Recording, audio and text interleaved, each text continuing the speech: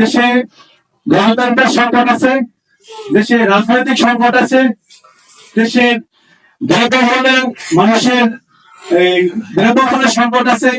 সম্মানিত সভাপতি, দৈনিক খোলাবাজার পত্রিকার সম্পাদক এবং প্রকাশক, আমাদের সকলের প্রিয় মুখ, প্রিয় ব্যক্তি যুবনেতা জহির ইসলাম কলিম, যুবনেতা জহির ইসলাম কলিমকে তার বক্তব্য রাখার জন্য সবিনয় অনুরোধ করছি।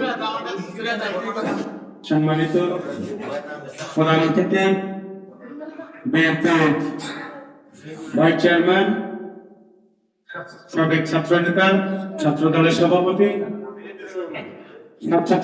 ভাই, উপস্থিত প্রধান আলোচক, যার দেওয়া আজকের আলোচ্য বিষয় আমার প্রিয় নেতা, যুবদলের সাবেক সভাপতি, বিএনপির চেয়ারপারসনের উপদেষ্টা,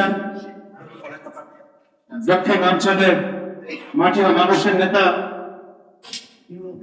অ্যাডভোকেট সৈয়দ মোজাম্মেল হোসেন আড়াল,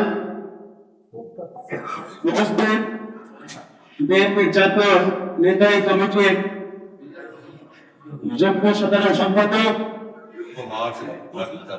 যুগ্ম মহাসচিব আব্দুল সালাম আজাদ, উপস্থিত বিএনপি নির্বাহী কমিটির সম্মানিত সদস্য, স্বাধীনতা ফোরামের সভাপতি,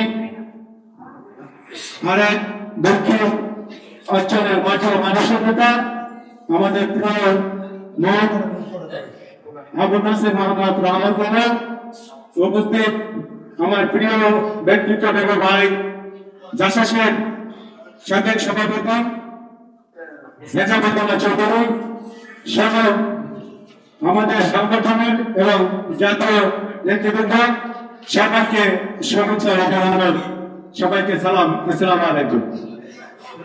আজকে আলোচ্য বিষয় দেশের বর্তমান অবস্থা ও গণতন্ত্রের ভবিষ্যৎ।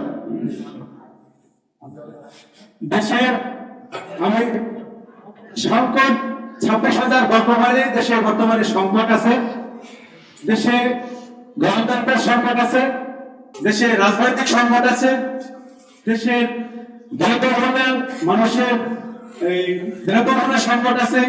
এই সংকট নিয়ে আমার প্রধান আলোচক আমাদের আলোচনা করেছেন এবং এ বিষয়ে শাসক আলোচনা করবেন আমাদের আজকের প্রধান অতিথি, আমাদের প্রিয় রাজনৈতিক অভিভাবক স্বেচ্ছাসেবক গর্বী ভাই।